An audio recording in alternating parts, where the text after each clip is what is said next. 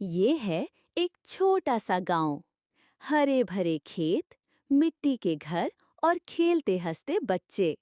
اور وہ دیکھو، پیڑ کی شاخ پر بیٹھا ہے ہمارا بہادر کبوتر۔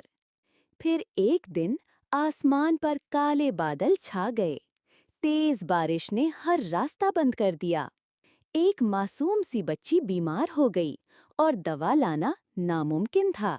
ایک بزرگ نے ایک پرچی لی، اس پر دوا کا نام لکھا اور اسے باندھ دیا کبوتر کے پیر سے۔